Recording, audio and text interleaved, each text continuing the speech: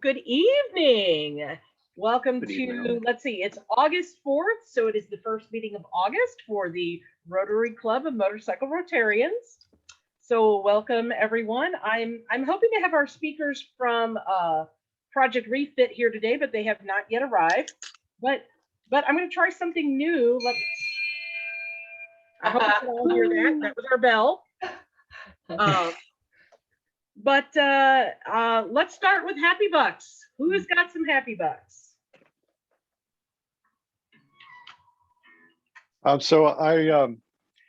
My summer's over and I just had to go back into the office the past couple of days to get ready for the semester.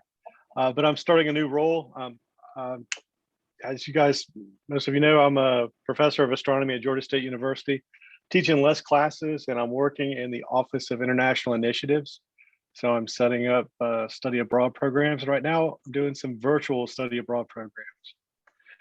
So talking with people all over the world and trying to coax colleagues into taking students places with them. So it's a new chapter. Yeah. Nice. Does that virtual mean that it's got some kind of a higher moral plane, or is it when virtual came to mean something different? Yes. I think you're thinking of virtuous. Scott, I think you're thinking virtuous. Yeah. Virtuous, yeah. Yeah, it's a very important distinction.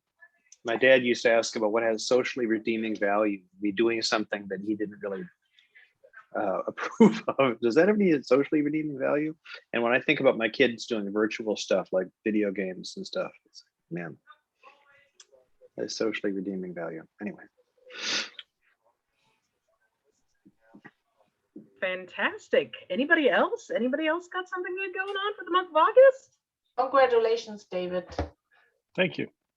I had to answer David's email. He asked me he asked me if we not have a meeting anymore, and I'm sure he missed the new meeting ID, and so I sent it out again. So maybe he will join us very quickly.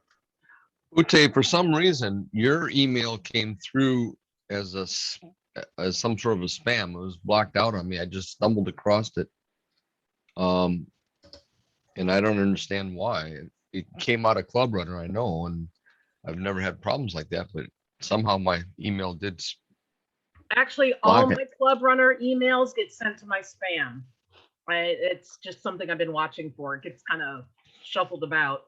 Well, I think I've got it fixed again, so it doesn't do that, but I sent it out as a Club Runner from Club Runner. So I don't know why this showed not up. So Daniel, who is Daniel? Somebody asked me this. Daniel Lombard is our speaker for the season. Yes, exactly. Excellent. Hello. I don't know if you can see me on my screen. My camera's not working, and I don't know why. No, we cannot see you. Oh, yeah, that's really unfortunate. And I messaged James, so I'm waiting on his response. I can tell you in the month. All right, so I'm Daniel Lombard. I'm the co-founder of Project Refit. It's a peer-to-peer support system for current military, veterans, and first responders. On Mondays, Wednesdays, and Fridays, we have Zooms. The Monday and Friday ones are live streamed to Facebook, and the Wednesday ones are private. Anybody can join them. It's not specific to the military or first responder community, but that's the majority of who comes to the Zooms. Excuse me. They're from 9 p.m. Eastern until usually there isn't a set time, but it's until around midnight, one in the morning usually. We have, I wish my screen was up because you'd see it. We have a mobile base, it's called. They're essentially mobile VFWs. Our goal is to have 150 throughout the country. We want to take them to concerts, any event or situation in which veterans, first responders go and their anxiety might kick in, the PTSD might flare up, whatever it is. So they can have a designated spot, we'll say, a safe zone for lack of better terms, so that if they are at that event, they won't necessarily have to leave the event. They can go to the mobile base and try and decompress, at least there. What else? We have on August 15th, we have a car cruise. A couple months ago, we got a notification that a firefighter near us had taken his life. So we went to the fire company. We supported them there. We brought them food. We went to the funeral.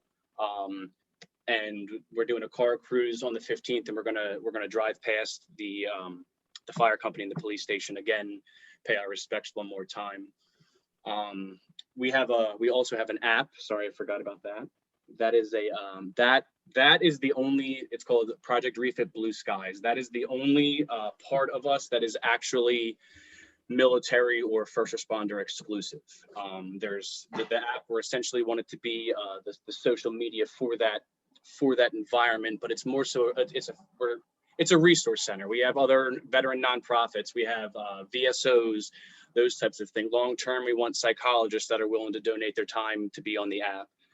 The app has a speakeasy system, so you guys, anybody here could download the app, but you cannot actually make an account without the specific password that goes along with it. So yeah, I'm one of the co-founders. Excuse me, Daniel. Yeah, please. You have you're looking at something on your computer. You can share that even without a camera. I'm on. No, I'm on. I'm not reading from anything. That was all. Oh, okay. My brain. Sorry. Yeah, it's all up there. But if you want to check us out, our on every social media, it's Project Refit, and then our website is projectrefit.us. We also, I know it's not August, but it's September 18th. We are the beneficiaries of the SJYPA, the South Jersey Young Professional Association, their Halo Ball. So on September 18th, they're holding this a gala for us. That's shared on our page also, and it's, so if anybody wants to come there, that'd be a beautiful thing. And all the money goes directly back to us, and then it's going to be put directly into the app and or the mobile base. Or recently we've been doing missions where excuse me, we had a veteran who throughout his military career, he was blown up 29 times and shot twice. So last year he was given 18 months to live. He weighed 402 or 403 pounds. I forget which one it was. So he had to have an emergency surgery on his intestines, and he was tired of seeing his friends randomly died on Facebook. He would randomly get notification that his friends had passed, and that's a tormenting thing. So he did a thing where he got all of the people he served with that he was still in touch with, and with Project Refit, we hosted the Zoom, we facilitated it, and he just told them what the situation was, and he went into, so we gave him a mission. When you survive the surgery, what do you want to do? What do you want to achieve after it? And he said, I want to lose weight and I want to do a Spartan race and I want to complete it. So we bought the tickets for the Spartan race right there during that Zoom session. And in 6 months, he lost 130 pounds. We went to the Spartan race in Colorado Springs in June. And he completed it every single, well, he had to skip 3 obstacles, but he completed them all. And then we just recently went to Louisiana. There was a female police officer, her roof was caving in and she just didn't have the means to get the roof fixed. So we drove down from, we're in New Jersey, we're in South Jersey. We drove to Louisiana and helped rebuild her roof for her. So that's where I don't receive any money, obviously. All of the money we get goes directly back to the veterans and the first responders. Any questions? How did this all come about? So I was actually in the Army from 2013 to the end of 2017. I was in the infantry. I deployed to Afghanistan 2013 to 2014, and I was a heavy weapons company. I was blown up twice. So there was a 200-pound IED. I drove over the pressure plate. When it went off, my door and the interpreter's door behind me flew open because we didn't have them combat locked. It turns out that's actually what saved our lives, just because the force of the IED internally, it would have destroyed our organs. Where those 2 doors flew open, it allowed the pressure to escape. So I was on fire from basically the waist down. My legs were hanging. I was facing the passenger door essentially. I was the only one in the vehicle left. My gunner had got launched out and landed on the hood and blacked out. There was 620 40 mics. We were the Mark 19 vehicle. And then there was a 100-round belt of 7.62. So for anybody who doesn't know, 40 mics are, it's like the grenade bullet, if you want to call it that. And then 7.62, the AK-47 shoots it. Our larger machine gun shoot it.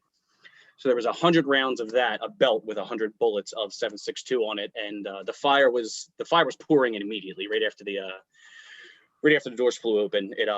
It hit the fuel and oil line. So the heat was actually making the 7.62 cook off. So it was right behind my seat, and it was going crazy behind me. I was in fight or flight. Well, I was in flight. I was not in fight. And I mean, just in the movies, the dust was not moving where it's so much slow motion. It's almost like you could pick it out of the air. The ringing in the ears, that's obvious. That's kind of just science. But the part I didn't really think was going to happen, my life actually flashed before my eyes. I had memories. I don't remember them now, but I remember the feeling. And I attribute that to, it was my brain I truly believed I was going to die. So it was either I'm making amends with what it is, or it was the, hey, let's get your shit together, excuse me, and kind of get out of this. So eventually I got my things in order, and I couldn't climb over the radio mount. That was the issue of me actually being stuck in the vehicle. So I had to take my body armor off and then actually climb out of the vehicle. So I was outside in combat essentially with no weapon, no helmet, no body armor, nothing. So then I got that deployment ended at some point, and I went home. I was in Texas for 4 months, and then I deployed to Djibouti, Africa for 7.5, and that's kind of where I noticed things weren't where they needed to be. My parents were going through a divorce, and I was helping my mom with that, so that started playing a key role in it. I think that's kind of really what tipped it. And then when I got back to the States, I started behavioral health, and I started doing therapy.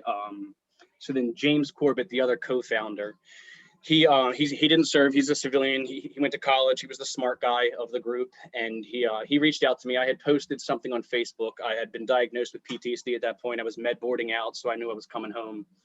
And I just put on Facebook that, hey, listen, if I'm a little bit of an asshole, if there's a chip, if there's something that you don't like, don't take it personal. I'm going through things, and it's just how it's coming out. I'm sorry. So James saw that as a leadership trait, he said, and he reached out to me, and we started talking. And I'm one of those people, I need to see your, like, I'm really mad my camera isn't working right now. I need to see your face, and I need to see that you're into this conversation, or else it just doesn't feel authentic to me, and I don't want to share that part of my life. So we were messaging on Facebook, and I said, hey, can we just hop on a Skype really quick? And it was a 4-hour-long conversation. It was everything I needed to do in therapy that just wasn't in a clinical setting. It was a peer, whether he was a military or not, didn't matter at that point. It was the fact that somebody I didn't know wanted to come and talk to me about what I was dealing with and why. And then, I mean, after that 4-hour conversation, it kind of just like, it clicked. It's also, while I was doing therapy, I was looking for, now I'm a combat vet, so that's something in itself. I was looking for something that supported combat vets specifically. I needed to be around my people for me to heal, I thought. And this really showed me that I didn't. But I looked for resources before we started Project Refit, and I found a nonprofit, and it was wonderful. But it was only typing, and I got paired with a guy who was in the Navy in the 80s. So at that point where I was, he could do nothing for me. I'd love to talk to him now, honestly. I wish I could talk to him now, but where I was then, he couldn't reach me. So we really built Project Refit off, I don't want to say off of my PTSD, but it kind of is. We built it off of my experience and the infantry mindset. Our app is called Project Refit Blue Skies because my sergeant major died. He got shot in Afghanistan. So for anybody who knows what a command sergeant major is, he is the top enlisted rank. They do not go out on missions. They're delegating. Well, he wasn't a delegate. He was, but he was mission. He was Ranger Bat for well, he was in the Marine for 6 years. He left that, and then that's why his nickname was Gunny, actually. And then he joined the Army, and he was Ranger Bat for 20 years. And then he went to our regular little line unit. If anybody here remembers the whole Jessica Lynch thing that happened, he was actually on that mission. He brought her to the helicopter, And then he went and brought the guys that got shot there also. The movie Black Hawk Down, he taught those actors how to portray themselves as Rangers. And I don't know how true this one is, but it was the word around the company that the original Army combatives, he had a part in establishing that handbook for that. But we were on a mission, and he got hit in the side. We were ambushed 6-1, and they wouldn't allow our QRF to get there. So he got clipped. Just one hit to his right side, went out his left. He got stabilized on scene. We luckily had a medevac on the way. Got restabilized at base. Flown to Germany. He was good. Then he went to San Antonio, and it turns out that he had, so one artery got clipped, and the other one was just like, or one artery was punctured and one was nicked, and they didn't know about the nicked one. So he bled, and he bled out internally, essentially. So he got shot on May 6th and he died on May 13th. But something he always said, no matter if we didn't hit anything bad, if nothing happened and it was a regular run-of-the-mill mission, he would say, "Blue skies, boys." Because the running joke in the infantry is, why does God love the infantry? And it's because, or no, why is the sky blue? And it's because God loves the infantry. Sorry about that. So it's a pick-me-up. It's a motivational, and he's the only person I've ever heard say it, and that's why the app is named Project Refit Blue Skies, because we want to really incorporate his legacy and the mentality he brought.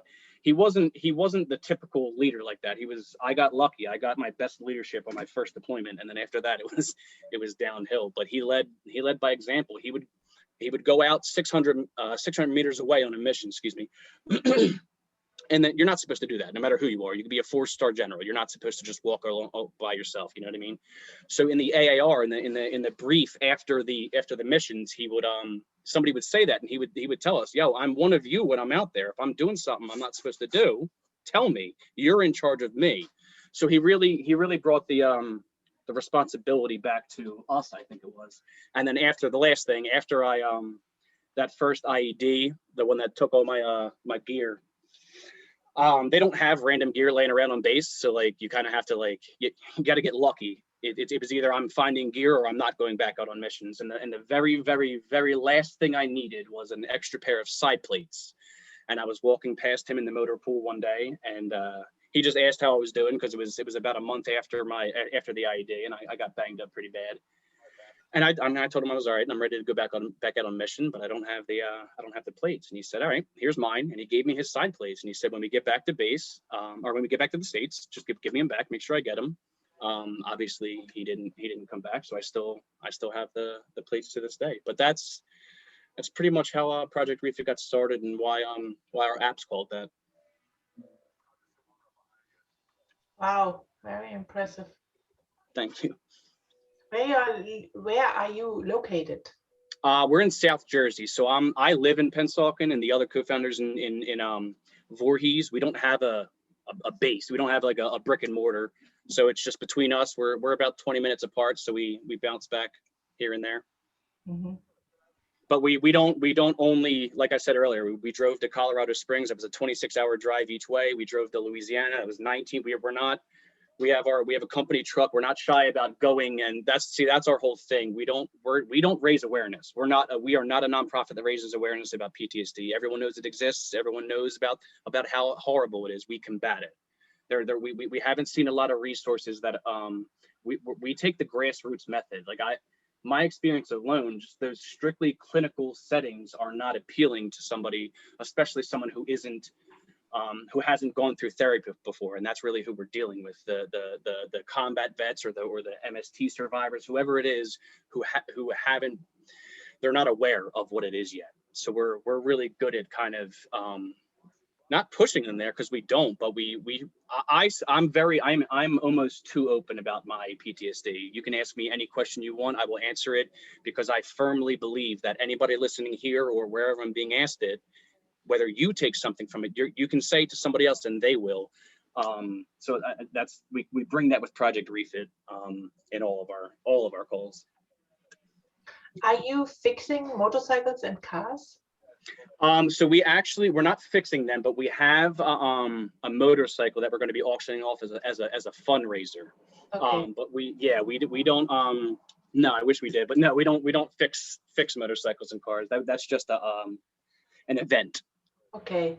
Okay, but the only thing I can say for me, I cannot only talk about me, and I not going through this where you going through. That's a completely different thing. But when I'm sitting on the bike and I have whatever it's happened, a friend is passing away, or my dad, or things what really bothers me and take me emotional, and I'm going on the bike and I'm riding out alone or with somebody else, and you see, everything on the bike that brings me down.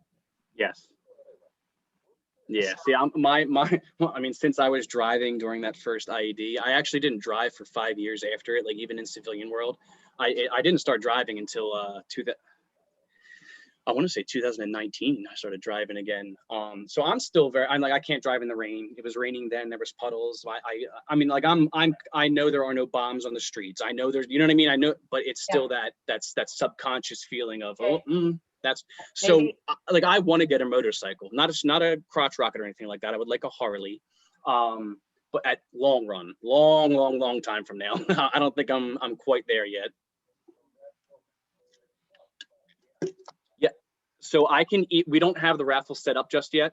For if you're talking about me for the motorcycle we were talking about, we don't have that set up yet. But I can send that into the email, and that can be spread out if that's okay. You're muted, Deb. Anyway, we couldn't hear you. Yeah.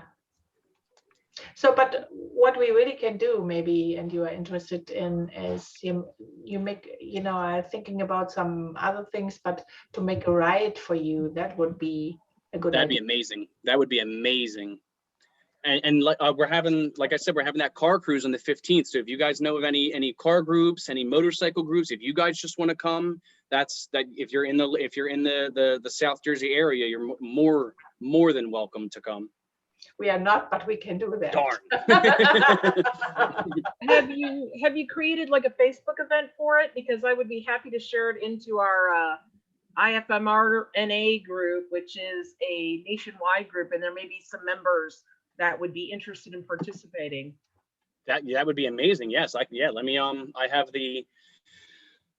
Hold on, I'm really bad with computers. Just give me but the other thing is, you remember we had our new member what shares the story. He's living in New Jersey, actually. Yeah, oh, well, that's exactly the point. So I'd like to share this information not only through our emails, but put it up into IFMR and put it into our page, because we do actually have quite a few followers. So there may be someone who is better located than I am to attend. Yeah, in Texas, by the way. So I miss Texas, in all honesty. I hate New Jersey.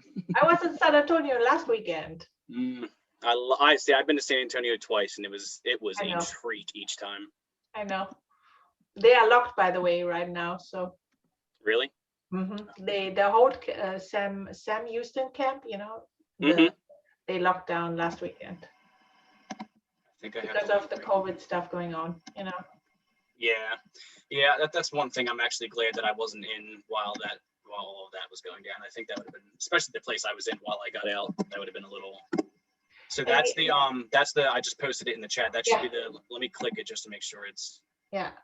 Yep. All right. That's the car cruise right there. Okay. And the other thing I want to tell you, in Houston, there is a veterans Rotary Club, by the way. Okay. Yeah. You're reaching out to them. I know I was so I got a Purple Heart from that first IED. By the way, the second IED was nothing. That's the only reason I really said anything about it. It was only like 80 pounds. Nobody really got too hurt from it. But the first one I got a Purple Heart for, in the Rotary Club in El Paso, Texas, honored me for that. So that was beautiful. That's the first time I ever heard of Rotary clubs, was at that point. So that was beautiful. And this Rotary Club I'm talking about, it's a pretty new one. There's only, I think, 2 years, and they are only veterans inside. So okay, yeah. Do you have like any contact information by any chance? I would send it to you, no problem. Okay, awesome. Thank you. Yes, I would love to reach out to them. Yeah, because I'm sure they speak the same language, and there's one guy, he is very charismatic, and he has a service dog with him. So he's also the project called Helping the Heroes. Yeah, it's located over here as well. So And then also, if any of you know any veteran, first responder, nonprofits, businesses, anything, we look to promote and partner with any that we can. We don't limit ourselves on who we partner with. Okay. We can do that. Yeah, no problem. Thank you so much. Of course. I'm trying to think. I feel like I'm forgetting. There was one more thing, at least. So maybe, we can think about it. Maybe we can make a project, happen to help you. But we will come back to you as soon as we talked about that seriously. Awesome. Yeah. Yes, thank you. You're welcome.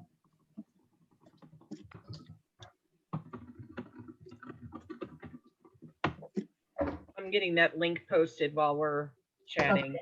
Perfect. Yeah. Wow. How old are you, Daniel? I am 31. I went in the Army at 23, so I was one of the older guys in basic training. Mm-hmm. That was good and bad. Did you ever heard something about PG Lane? PG Lane? No, house. Yeah, PG Lane. No. Okay. He's another guy. He was very wounded. He lost both legs. He was, and I don't know, you know about Rotary have a youth Ryla. It's a camp for kids, and he told so many stories about that when he get wounded, and he really, it's his second birthday. It was also, he have to fix everything in his body, and I met him more than one time, and, he's a very, very nice guy, and he was 18 when this was happened. So, for me, I'm coming from a different country, and to hear that, when you guys coming in, and Germans was in Afghanistan as well, but they always had a different kind of mission. They had not the mission you had, Yeah. And so they had more to de-escalate, train, something like that. So right. Not as much of a combative. No. So when you hear stories like yours, I will always get very touched, because you guys have started that, and you are so young, and you didn't know how to run. And even if you went to 23, but with 23, you always. I went to Afghanistan with 2 months of training. I don't really think you can be prepared for that, but if you can be, I don't think I was at that level quite yet. You're right. Not either, not even in 2 months. Hello. No. And that's another thing with the, because I was a younger guy. I mean, all of the guys I was with who deployed, at least before it, nobody had PTSD. That's not how it was. They were hardened combat veterans who drank a lot. You know what I mean? That's just excuse me. That's just what they did. So I obviously base myself off that. If they're not messed up, what right do I have? How can I be? And I think a lot, if not most, then all younger veterans, like combat vets like me, do that. And it's a disservice, because I mean, it's like I found out now. I've been in therapy for 4.5 years. Everybody's messed up from it. You can't see something like that and be okay. It's just how you deal with it. Now, luckily, some of those guys are dealing with it now, but back then they weren't. How you live with that every day? How do I? How you live with that experience? Oh, yes. What it makes with you every day? How you do that? I mean, so I can really rationalize mine. I'm really, really good at rationalizing. So I took lives there, but I understand what that situation was. So that doesn't necessarily, when I really sit down and think about it, yes, human life was lost, and it was at my hands. So when I think about it that way, it holds some weight, obviously. But in the bigger scheme, to me, I mean, it was. I didn't join the military for God and country. I didn't do it for. I was 23. I wasn't in college yet. I didn't have any drive. I didn't sow my oats yet. I wasn't doing anything. I was stagnant.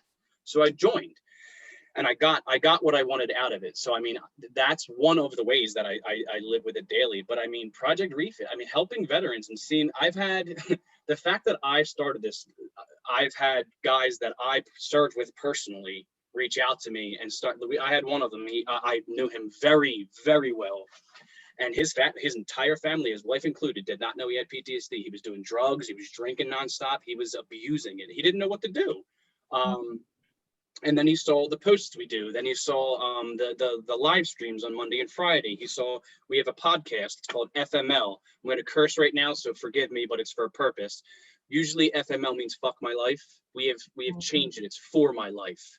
So on the podcast, any of you can come on. You could be, if you want to be a guest, email me. You can come on as a guest. So every Wednesday at 12:30 Eastern. But the whole point of it is for tell your story, and then at the end of it, or I mean, whenever you want, but we try and throw it towards the end. We want to hear the moment in your life where you were for it, where that it clicked, like, oh shit, this is what I need to do. This is what I want to do. That alone, seeing these veterans. So he told me that he saw the podcast, he saw the Zooms, and it just really made him do some soul seeking, and he opened up to his wife about it. He stopped drinking, he stopped doing drugs, he smokes weed medicinally, not abusing it. He is actively in therapy. He's a healthier person all around. So obviously I have a personal interest in that person. So it holds more weight when it's somebody I know, but even stranger, hearing these, I mean, watching people cry, it's because of them opening up and realizing, I think something I've realized in therapy, now that I just said that, with my PTSD, I deny my own empathy, and I focus more on external empathy, other people's. So when I hear other people opening up and realizing and seeing it in their face, that the awareness, oh shit, this is what it is, it allows me to also feel my issues for whatever reason. So that's one of the largest things. And therapy, obviously. People have said weird things. I will be in therapy for the rest of my life because I want to. I want to be in therapy for it. It's a beautiful thing. It helps me. So those couple things are how I deal with it, how I live with it, if you will. But you can take it or leave it, right? This is what you're doing, and this is easier to take than somebody, make a judging on you, finger pointing on you, or talking over things that they have no idea what they're talking about. Yes, they was not there, And this, I think, the major thing to talk about that with people, they know exactly what you're talking about. I think all right, so I don't mind I love having conversations with people who don't know what they're talking about, because I love informing them, because I give a point of view. I'm very open and real with what I say. I don't say words I don't mean. I don't do the extra. I'm telling you what I mean for a reason. Excuse me. But one of my biggest gripes with PTSD and opening up and all that lovely stuff is talking to people who listen to respond. You're not listening to listen, and that's doing me no service. I'm opening up to you because I want you to truly listen, dissect it, process it, and then if you have something to say. So that's something we overly preach in Project Refit. If you want to listen to somebody, actually listen. Truthfully, don't even tell them that, like, a story that happened to you. It is not relevant. It does not matter. They're opening. Just listen. Be the soundboard. Just listen. Daniel, I've always wanted to ask this, but I've been afraid to. Ask away. I'm a combat vet from a different era. And I knew when I went to Vietnam, I was going for a 13-month tour. I was going to come back, hopefully. And once I did that, I wasn't going back over again unless I re-enlisted. But you kids today, you go over for 6 months, you come back for a year or 6 months, you go back over. How do you handle that? I think the honest answer is you don't. I think the honest answer is that is a detriment to your mental health. But on the surface, first off, welcome home. Right there, welcome home. Thank you for surviving. Thank you. But I think for the simple fact that we volunteered, I think that's what makes it easy. I think that's what makes it enjoyable for us. It wasn't enjoyable for you because for the majority of the Vietnam vets, it was not voluntary. Where us, it's a career. For some of these kids, they're going in, this is a career. This is the rest of my life. So when you especially in the combat roles, it's you get you live in that high tempo. So to be home in the States, to not be on a combat deployment, you're not fulfilling your job. You're useless. So in your mind, as a combat vet who isn't actively deploying, but in the beginning, like I said, it's wrong. I was a team leader towards the end, and I was in charge of 3 dudes, and I asked them, why did you join? And we were in the infantry, and all these kids, for some reason, I want to kill somebody. But so and I understand. I mean, I get it. It's the video games. All that I heard it when I came in. It all plays a huge part in it, 100%. But I had a real conversation with them. I mean, which I didn't have when I went in. I didn't have a combat vet who actually had taken someone's life, sit me down and say how it feels and what the steps are and how you think about it every single day for the rest of your life. It's not, you're not getting a badge for it. Yeah, the CIB is a thing, but it's not what you think it is. It's not all the glory you think. In the closed group, yes, it is. But when you're a human outside of the Army, it's one of the worst things.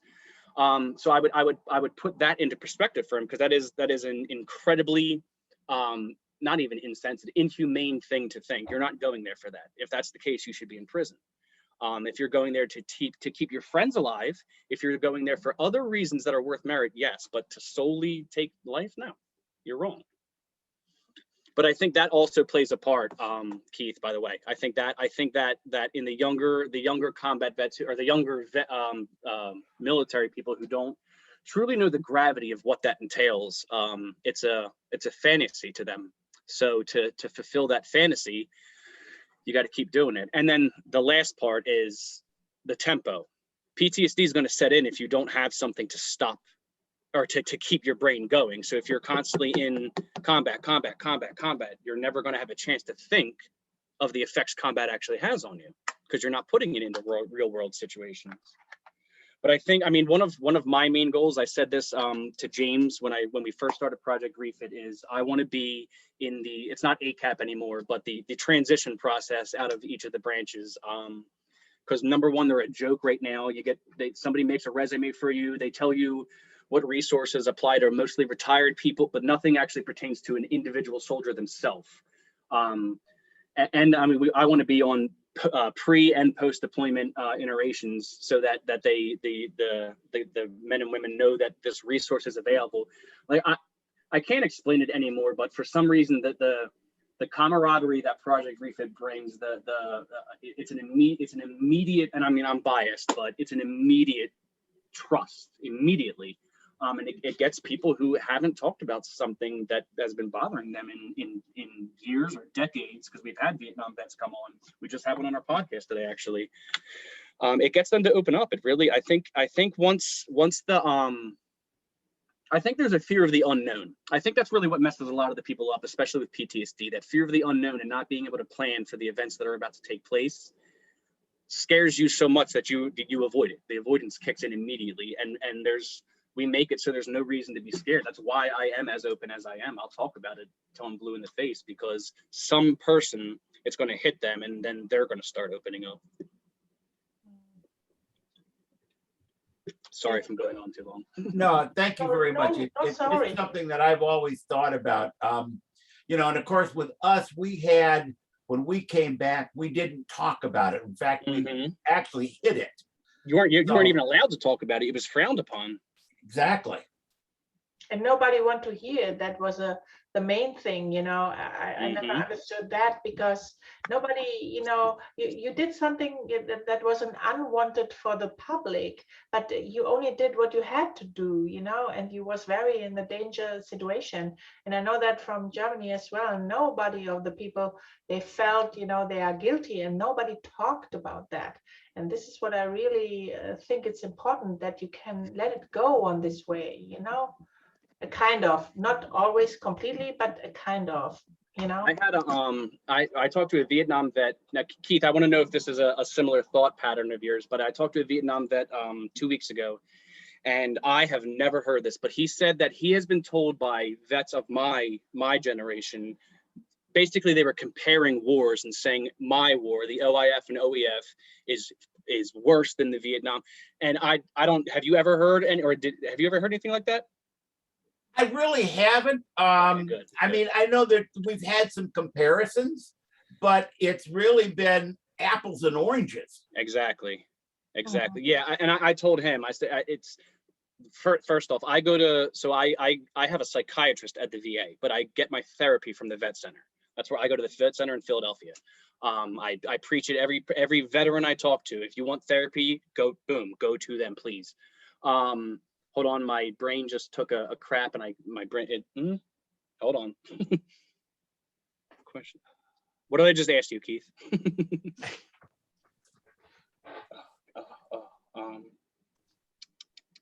Yep, there's the TBI for you.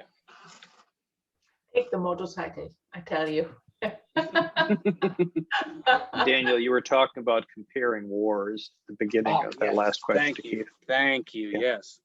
So I think this is a me thing. I'm not going to speak for other veterans. One-on-one therapy tends to not really do much for me. I tend to plateau really fast in one-on-one therapy.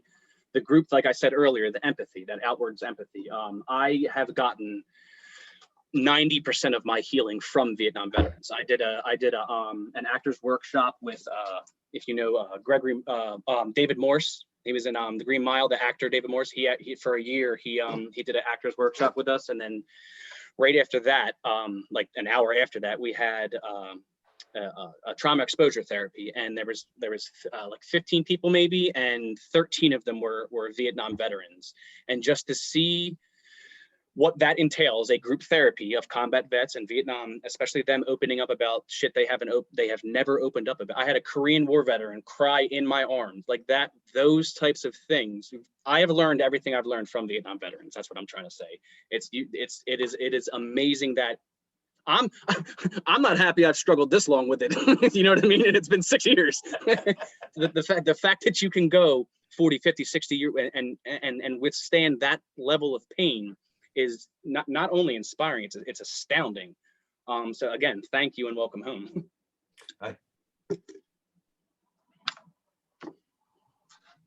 Oh, you're muted, Keith. Muted. Yeah. Sorry about that. Nope, you're muted again. I keep hitting the double twice. And I just want to say thank you for your openness, and I agree with you. I think the group therapy did a heck of a lot more for me than individual one-on-one. I totally think it was much more beneficial. Yeah, I never understood I'm doing I don't know if you've heard of it, CPT. So I did that right when I got out of, it's cognitive processing therapy. So I did that. That was my first therapy. It's extremely, extremely intrusive. It hurts. So I did that when I first got out, and then that was the only time I did that. And I just decided to do it again on the same topic, actually, that first IED. And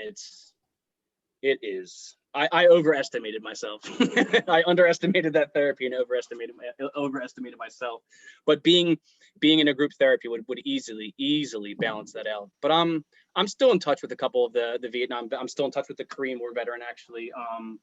So even though those group therapies ended, that supports the fact that I'm friends with a 70s, you know what I mean? Like a man that old, older than me at least, and we share that much in common.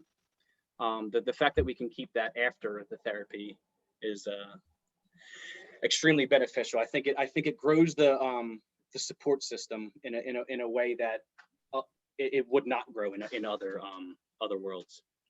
Other situations. I think it's good to know if you know who you can talk if you need it. Yes.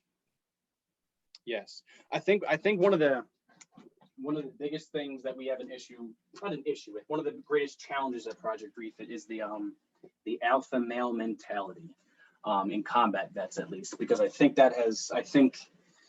the actual term of that has been lost in translation. It's very misconstrued now. So having that, because obviously in society as a man, there's all the stigmas, can't cry, can't feel, all that stuff. Yeah. But yeah. The infantry like puts that on steroids times a million, and then there is no integration process coming back. So don't feel. I got that. It makes sense to not feel things in war. I completely understand that. There's a purpose for it. But when I come home, I should have resources that teach me how to feel again, that teach me how to break those walls down and how to be functioning again. That's one of the I think the main issues at hand, and there obviously isn't an easy answer to just put in place there. There's no magic pill you can swallow to repair those things. I think that's an assault on the psyche, in all honesty. But I think, when you are feeling that way and you open it up, and I think everybody feels touched, even if you don't know them. Yeah. The thing is, if you keep it secret, it's not helping you. And you find out actually that if you don't keep it secret, then it will help you, right? Exactly. And you will only get in touch with the people they understand you. The other one are not open up. They will not interest in you. Exactly. But it helps you in your daily life. The one is the thing, you meet the tough persons, what I'm talking about. And the other thing is the moment you're sitting there and this moments come up in your mind, like a flashback, something like that. And then you are in a situation that you need somebody, and if your around area is supporting you, and even if you don't know the people really, but or you have the feeling, I can call them when I really have a problem.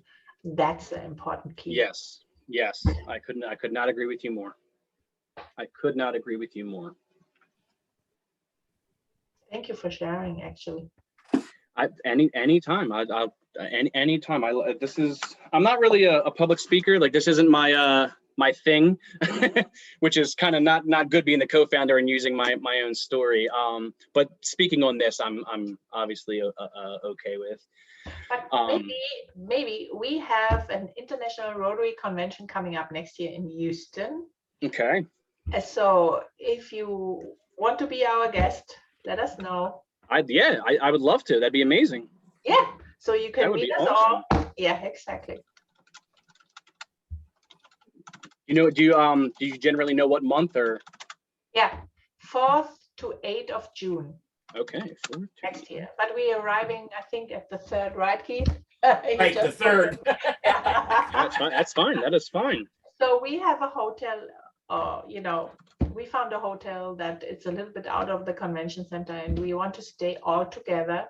So let me know if you want to stay there too. Yeah, so, of course. Yes. I'm not gonna just stay by myself. That'd be rude. No, it's only because we are all together. That's a nice thing we never had since 2019. You know what I'm talking about? Yes. No, I'm all down for that. If you want to join us, you're more than welcome. Send Linda the contact information, and I send you the link for the hotel. Awesome. Thank you so much. You're welcome. If anybody has any questions, now, if you think of questions later, you guys have my email. You can shoot me an email. Actually, this is my personal number. We use I give this to all the veterans. If you have any veterans, first responders, anybody who you think could use our help, I don't care if you're a veteran or first responder, if you want to talk, anything, my number is always available. Questions, anything. Your cell phone number? Yep. Where it is? Oh, here. Okay. I just put it in the chat. Yeah. 915-30146. Yes. Okay, that's it. Because I want to send you the contact information for the Rotary Club for the veterans, Yeah, please. My numbers are, if I don't answer, it's in a meeting. I'll call you back. I'll leave you a message, no problem. Perfect. Actually, I can think of some additional groups that may be interested to hear about what you're doing. My husband is the president of an MC that is all military service. Yes. And so they're actually based out of Hopkinsville, Kentucky. And we see these issues often. I actually ride with a couple guys. One of them is a TBI. He is not a very good navigator, but neither am I. Yeah, and I understand why. But we do a lot of causes. Actually, my cause this 2 weeks actually is Blue Star Moms. So I'm working with my local Blue Star Moms group to do a little fundraising so that they can put some things together to ship to our boys and girls in service at the moment. So, If you do you have a link or anything? Because if you have a link, I can post that on Project Refit's Facebook, so you can get sure. a little bit more notoriety or marketing on that. Sure, I will send you something separately. But thank you, Perfect. thank you very much. We appreciate you coming this evening and speaking to us, and we will be very interested when you get that motorcycle up. Yes. For raffle. So I will reach out to you the second that is set up. Thank you everybody for listening as long as you did. It means a lot. Thank you, everybody Keith for jumping in. I appreciate the questions, and I look forward to talking to you all again. Wonderful. Thank you so much. All right. So to close out our meeting, we are in our last couple minutes here. Do I have a volunteer for the 4-way test? Welcome. Okay, Keith, I'm going to give it to you. 4-way test of the things we think, say, and do. Number 1, is it the truth? The truth. 2, is it fair to all concerned? 3, will it build goodwill and better friendships? And 4, will it be beneficial to all concerned? And 5, will it be fun? Thank you, Keith. Thank you all for coming this evening. We will meet again next Wednesday. And you're always welcome to join us, Daniel. Anytime. Thank you. Thank you so much. And again, Thank you. Daniel. Thank you, welcome home. Danielle. Very nice. Thank you. Thanks, Dan. Thank you, Chris.